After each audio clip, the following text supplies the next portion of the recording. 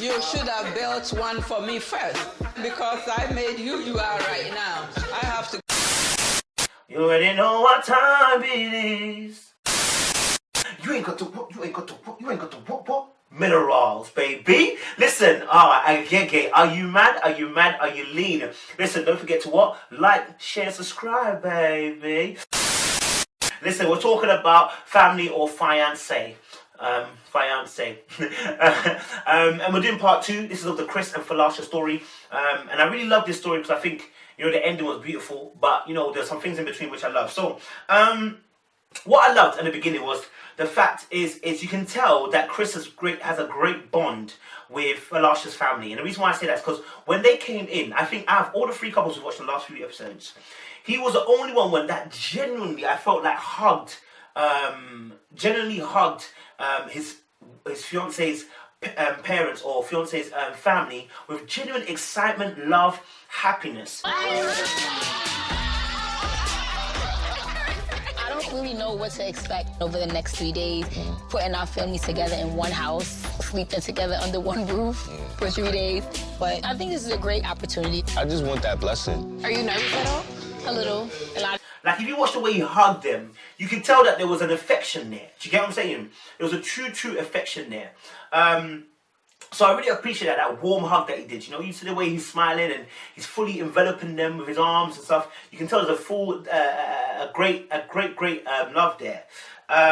What was interesting though was obviously the return, because when you watch in Falasha's case, when Chris's parents or Chris's family come, first of all, Chris's mum enters the door without waiting.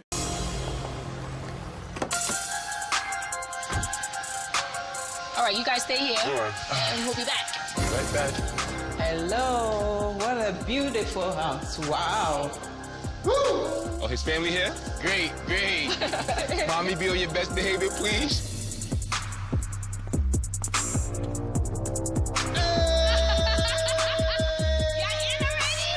Like, she clicked on the bell and then opened the door. Like, I think that's just rude, man. Like, let's not give our Africans a back. We don't all do that in Ghana. Well, we do. We do. Because we knock on people's gates and then we walk in. Hello, I'm here. And we just knock it. That's how we do it in Ghana sometimes. So, anyway, listen, but, I don't expect her to do that here. Do you know what I mean? Like, she should have waited. And then you have the cheek, mum. Also, then the cheek. Let me say it again. The cheek. To actually open your mouth and tell us that, you should have met us at the door.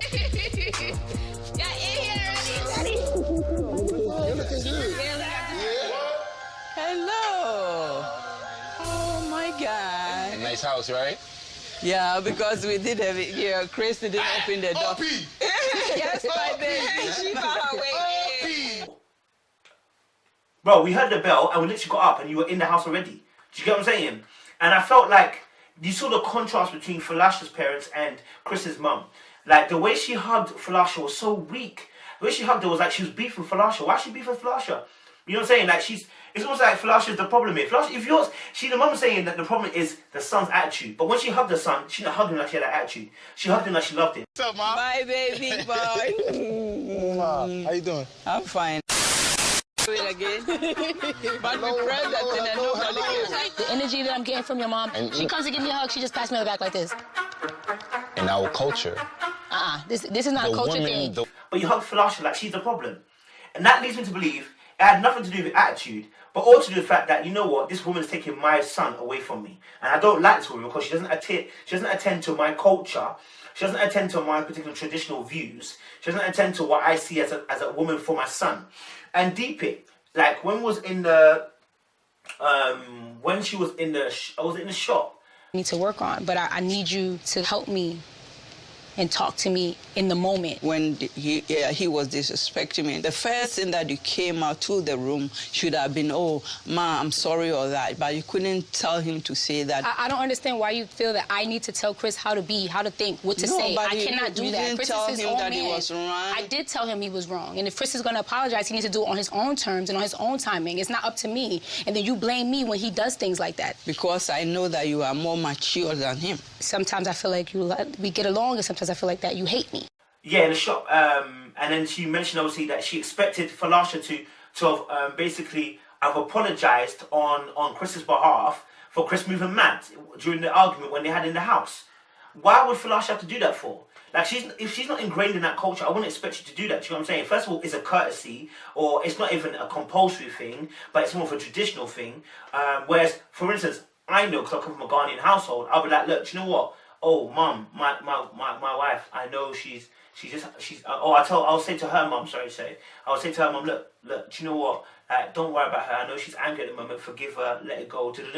But that's because of who I am and where I've been bred up. Do you get what I'm saying? Like, in an African household, when you come into the house, you can't say no to a drink. You have to take it. Yeah. So, like, that's cultural. Do you know what I'm saying? So, I don't know why the mum was using anything to dislike Falasha, bruv.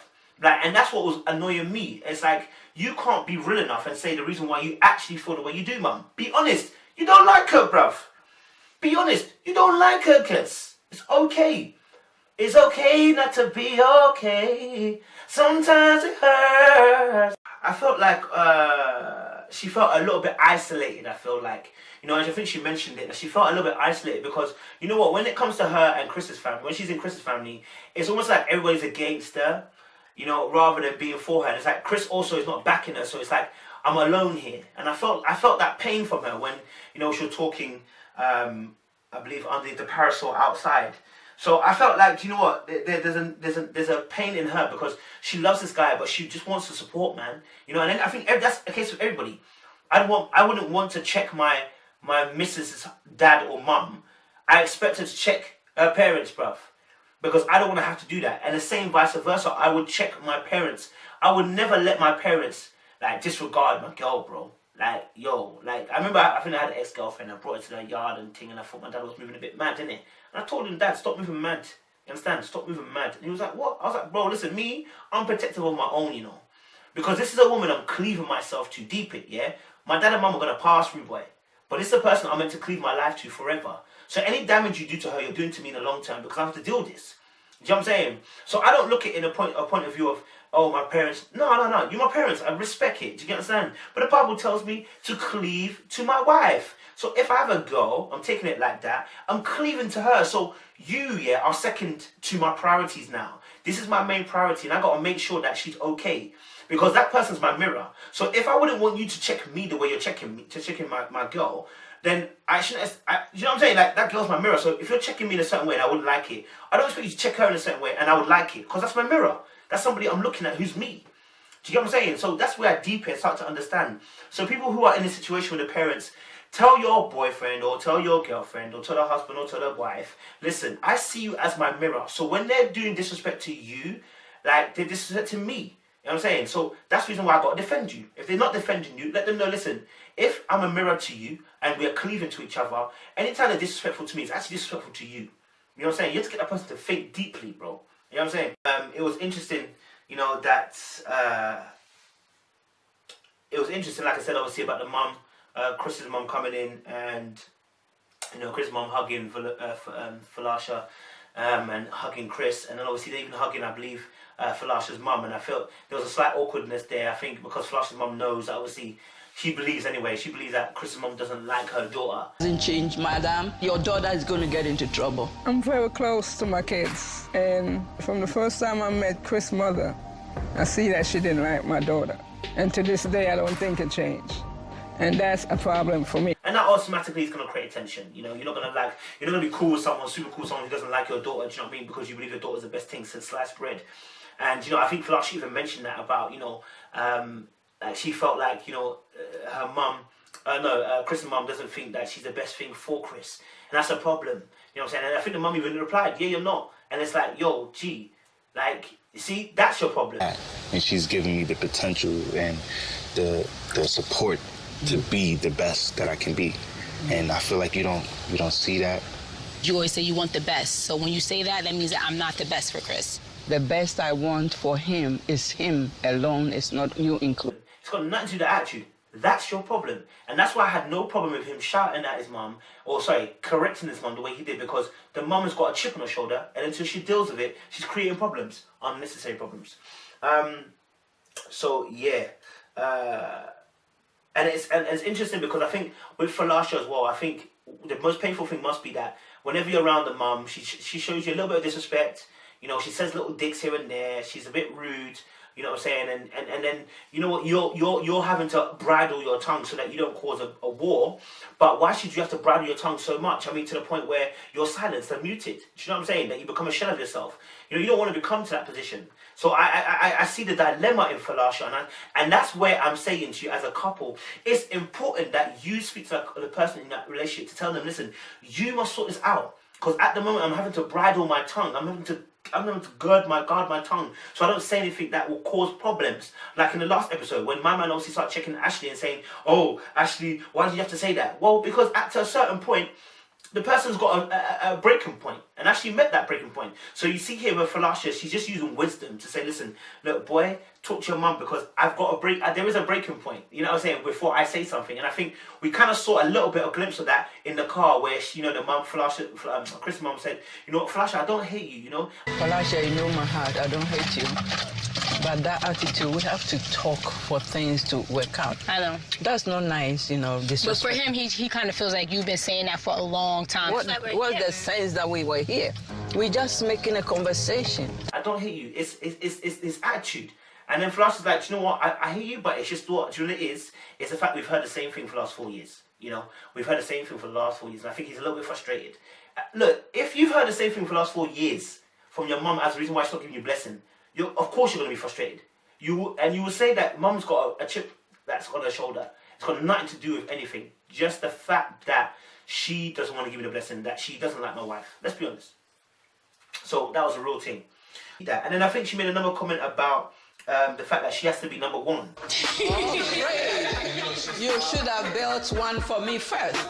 Because I made you are right now. I have to get it first. I can't do that for my wife? She's not yet.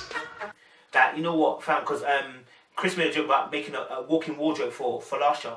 And then Chris' mum was like, oh, I'm the number one. You should be making one for me first before her. What are you doing? Why are you trying to put yourself before? See, that's the problem. It's got nothing to do with attitude, nothing to do with disrespect, all to do with the mum has placed her son as a husband. Now, we need to know what happened with that husband, because the original husband, where is he? Maybe he's passed away, or maybe he decided to ditch. Either way, yeah, all what we do know is the fact that, you know what, she's made her son to be this king in her life, rather than making him a prince so that he can go off and marry a queen or marry a princess. You're not allowed to do that. You're trying to be his queen.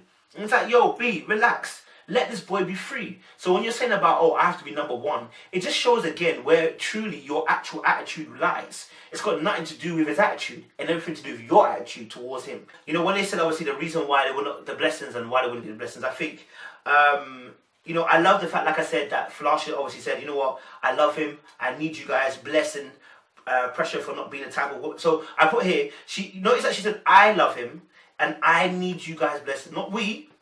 I need you guys' blessing. I appreciate every single last one of you.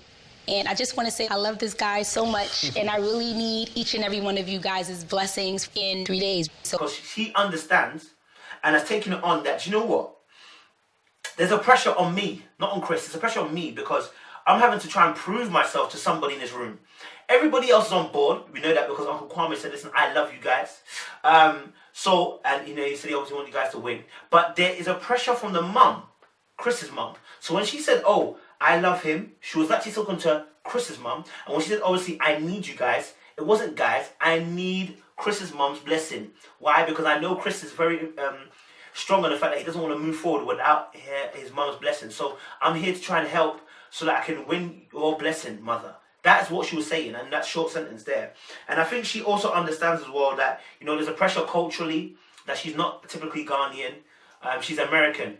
But her son also is born and bred American, but has the African traits. You know, when he, you know... As we did have it here, Chris didn't open the door. Yes, my baby. She found her way. What's up, Mom? My baby boy. Mom, how you doing? I'm fine. Hi. You just came in on your own. You didn't give me a hug. Do it again. But we pressed that thing and nobody came. The energy that He hugged his mum and running. You know, he said, oh... I think what did he say? He said something. And that was such a Ghanaian thing to say, do you get what I'm saying? So, yeah, I realised that. But then when obviously, you know, he got frustrated and he was addressing his mum, watch the stance, his hands came like this in front of him, and I knew that was the American in him. That's the American in him. I'm not trying to beef you, but I need to make sure I let you know I'm holding my position. What are you saying? No, you're talking a lot right now. What you saying? Okay, no, not the accent. That was weak. Come on, man.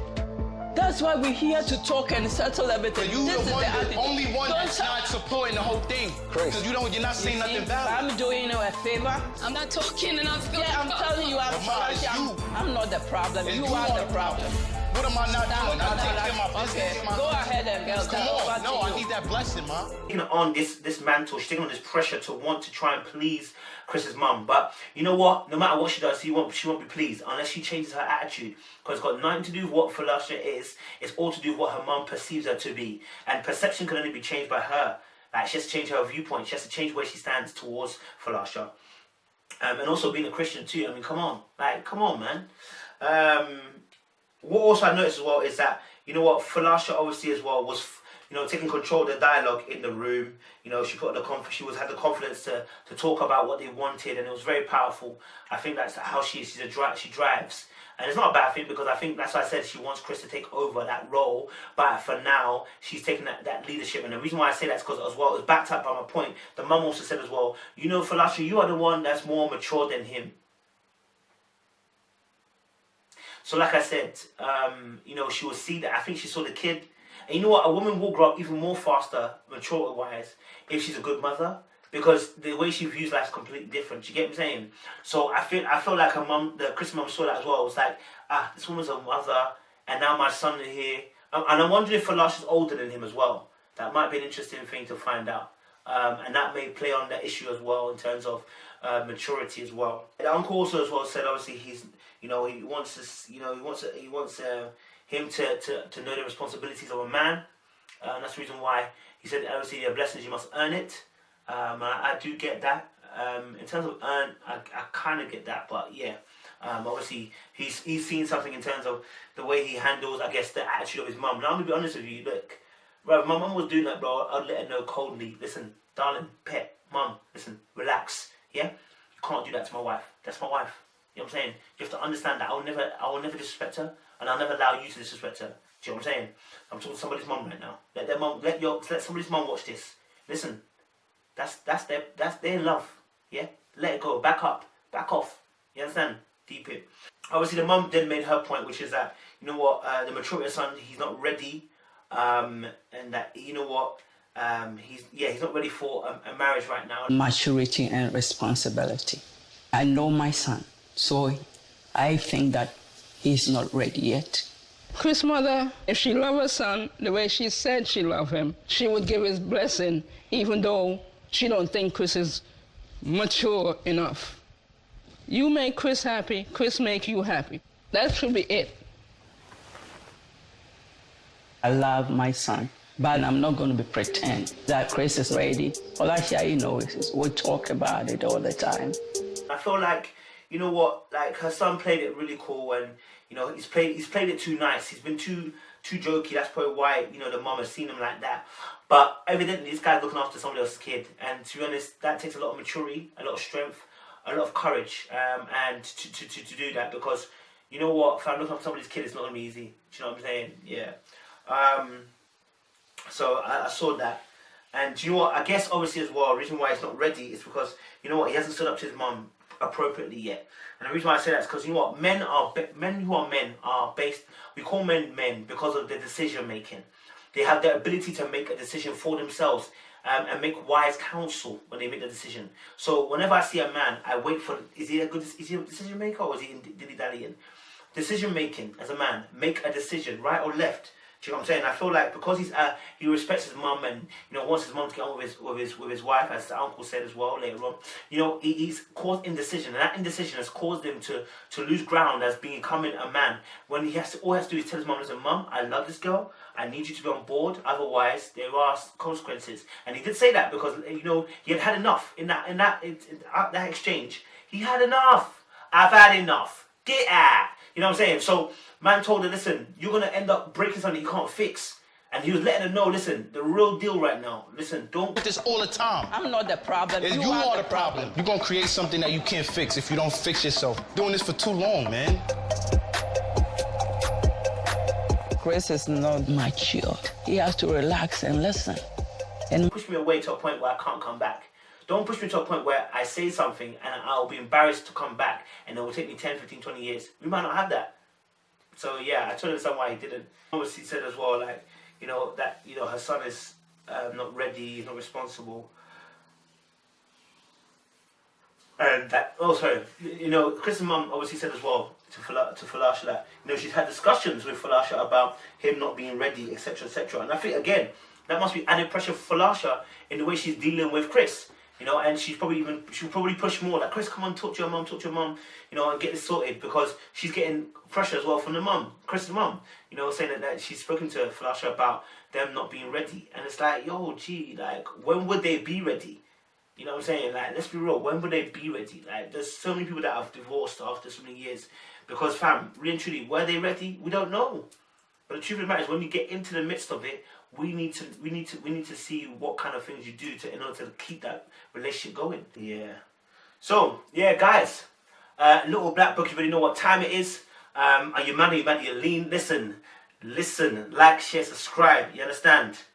Cause I know things might seem strange. Let me know from out of order for step into you this way. See, I've been watching you for I just wanna let you know that little black book's really feeling your star. Alright, appreciate you guys. Stay blessed.